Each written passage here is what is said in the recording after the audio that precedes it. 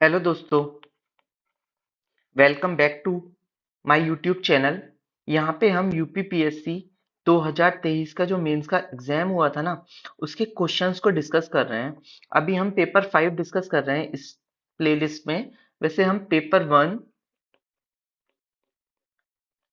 2023 का भी साथ में डिस्कस कर रहे हैं। अभी हमने पेपर 1 और पेपर 5 स्टार्ट किए हुए हैं 2023 के। ठीक है, इसके कंप्लीट होने के बाद हम 2022 और भी मतलब पेपर 2 सेकंड स्टार्ट करेंगे और पेपर 6 ऐसे ही हम सारे क्वेश्चन कवर करेंगे। फिर 2022 के करेंगे हम। ठीक है, फिर 2021 ऐसे ही हम 18 तक जाएंगे। ठीक है, तो इसमें हम कंप्लीट प्लेलिस्ट करेंगे, तो आप ये फॉलो कर सकते हैं पेपर 1 से लेकर पेपर 6 तक सारे पेपर। ओके, और हम साथ ही साथ में 2022 का जो मेंस का एग्जाम हुआ था, उसका हम लाइव आंसर राइटिंग करवा रहे हैं। ये भी आप मेरी प्लेलिस्ट में से जाके उसको फॉलो कर सकते हैं। तो आप ये सब्सक्राइब कर लीजिए और बेल आइकन पे क्लिक कर दीजिए। जैसे ही मैं कोई वीडियो अपलोड करता हूँ तो आपके पास एक नोटिफिकेशन आ जाएगी और डेली आप फॉलो कर सकते हैं। ठीक है, इससे ये होगा कि आपकी एक डेली हैबिट हो जाएगी 2 से 3 आंसर लिखने की, तो ये आपकी डायरेक्ट हेल्प करेगा। ठीक है, मेंस आंसर राइटिंग में एग्जाम के टाइम पे। ठीक है, तो ये आप चीजें आपको कुछ फॉलो करनी पड़ेंगी। मैं आपको कुछ बताना चाहता हूँ, ये मैं हर क्वेश्चन में रिपीट करता हूँ। ये मैं इसलिए रिपीट करता हूँ जिससे कि आपका एक पैटर्न सेट हो जाए, दिमाग में ये बैठ जाए कि हमें इस टाइप से क्वेश्चन को फॉलो करना है। अब वो क्वेश्चन को कैसे फॉलो करना है कि सपोज ये क्वेश्चन है, हम उसको 3 पार्ट में डिवाइड करेंगे। इंट्रोडक्शन होगा हमारा, ओके, जिसमें हम कोई डेफिनेशन लिख सकते हैं, कीवर्ड को डिफाइन कर सकते हैं, कोई कमीशन, रिपोर्ट, इसका रेफरेंस लिख सकते हैं, कोई हमारे पास डेटा हो उसको लिख सकते हैं, या हमारे पास अगर क्वेश्चन में कॉन्स्टिट्यूशन या पॉलिटी से रिलेटेड है तो हम आर्टिकल का यूज कर सकते हैं, केस लॉज ले सकते हैं। ओके, फंडामेंटल राइट, डीपीएसपी या किसी भी चीज का रेफरेंस ले सकते हैं, कुछ सेक्शन लिख सकते हैं अगर लॉ से रिलेटेड है, लॉ, एक्ट, इन सब चीजों से हम एक अपने इंट्रोडक्शन को एक अच्छा बना सकते हैं। ओके, सेकंड चीज हम जो होगा हम लिखेंगे बॉडी। बॉडी के अंदर जो भी हमारे क्वेश्चन के कीवर्ड्स होंगे ना, हम उसको एज अ हेडिंग यूज करेंगे, जो हमें डायरेक्शन देगा क्वेश्चन को फर्दर इलेबोरेट करने के लिए। ठीक है, ये चीज हो गया। अब उसके बाद क्या होगा कि हम जो हमारा थर्ड स्टेज होगी वो होगा हमारा कंक्लूजन। कंक्लूजन के हम वे फॉरवर्ड लिख सकते हैं, कोई कमेटी है इसकी रिकमेंडेशन लिख सकते हैं, सजेशंस लिख सकते हैं। ओके,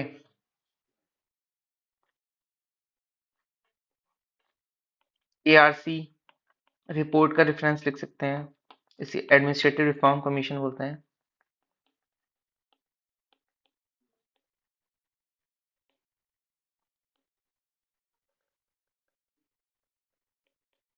ओके, कोई case law, policy, scheme, good note, इन सब से हम अपने आंसर को एक इफेक्टिव वे प्रोवाइड कर सकते हैं। ठीक है, तो ये चीज इंट्रोडक्शन में आपसे सब बोलता हूँ कि हर वीडियो में इंट्रोडक्शन देता हूँ इस टाइप से ही, जिससे कि आपके दिमाग में एक पैटर्न सेट हो जाए। आपको एक क्वेश्चन बैंक अपनी प्रिपेयर करनी है, जिसमें आप क्वेश्चन लिखेंगे, उसके आंसर्स लिखेंगे, साथ में यहाँ पे कीवर्ड्स लिखेंगे। क्वेश्चन के एंड में जब आप रिवाइज जब आप उसको चेक कर रहे होंगे कि इसमें क्या ऐड होना चाहिए, क्या डिलीट होना चाहिए, मॉडल आंसर को देख के आप कीवर्ड ऐड कर सकते हैं। तो ये आपकी हेल्प करेगा एक बुक क्रिएट करने में। ये आपकी डायरेक्ट हेल्प करेगी आंसर राइटिंग में। अभी आपको 20 मिनट लग रहे हैं, 25 मिनट लग रहे हैं, 30 मिनट लिख रहे हैं, चाहे 8 नंबर के क्वेश्चन लिखने में, लिखो। ये आपको 7 से 8 मिनट कर देगा जब आप mains answer writing exam hall में करोगे। अभी आप 100 वर्ड पढ़ोगे ना, आपको 20 वर्ड याद रहेंगे, और ये एग्जाम में 20 के 22 वर्ड हो जाएंगे, 25 वर्ड हो जाएंगे, वहां पे भी याद नहीं रहेंगे। वहां सिर्फ वो याद रहेगा जो आपने लिखा होगा, क्योंकि ब्रेन मेमोरी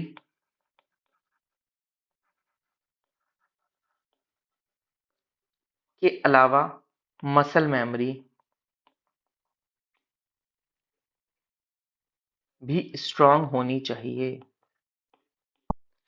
यही आपकी हेल्प करेगी आंसर लिखने में। आपको काफी चीजों के आंसर नहीं आएंगे, वो आंसर तभी आएंगे जब आपने प्रैक्टिस की होगी।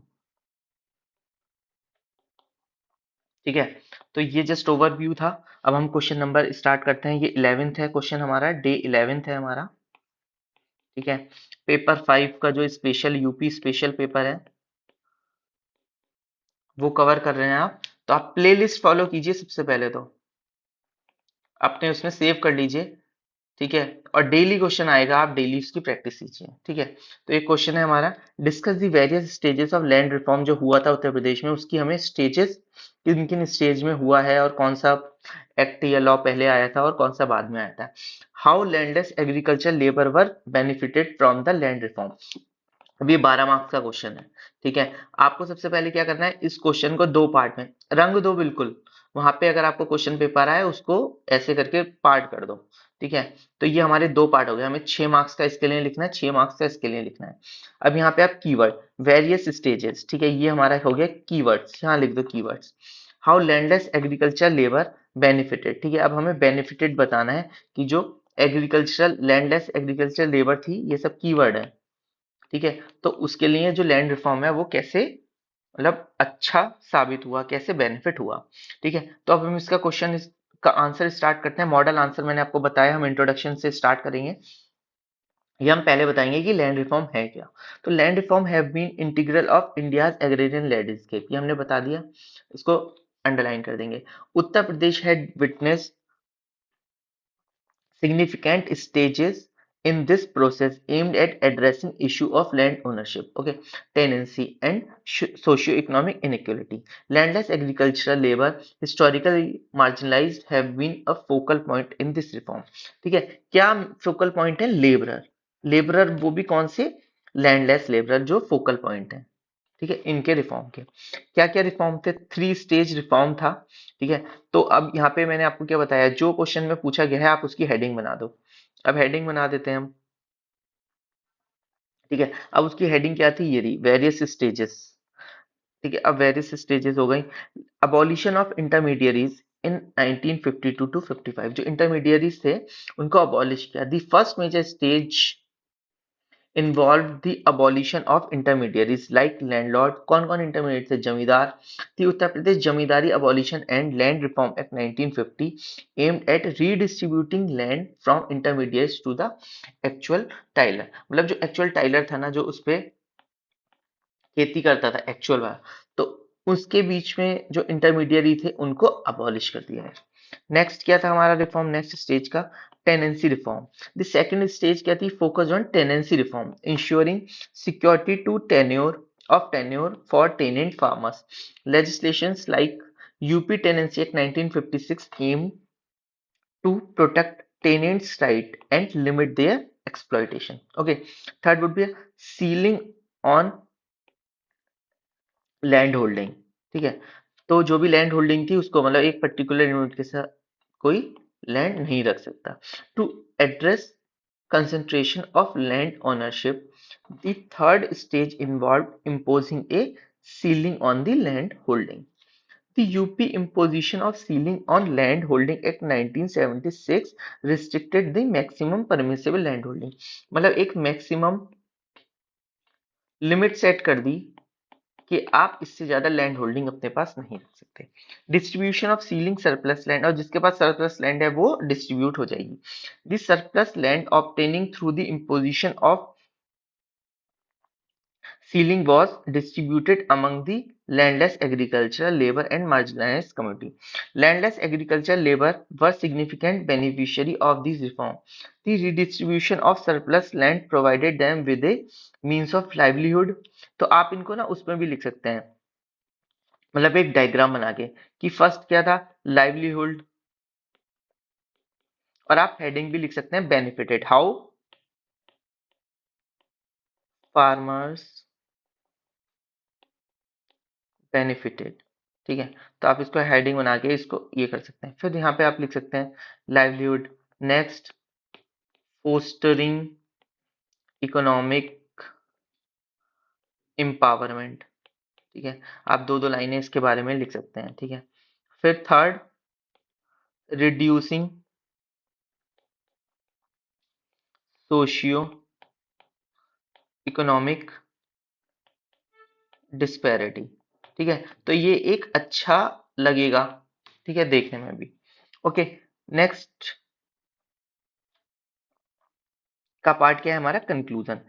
अब हम कंक्लूजन में लिखेंगे the stages of land reform in Uttar Pradesh with a focus on abolish intermediaries. ठीक है, जो फोकस था वो क्या था, abolish intermediaries, protecting tenant rights and imposing land ceiling have played a crucial role in addressing issue of land ownership and socio-economic inequality.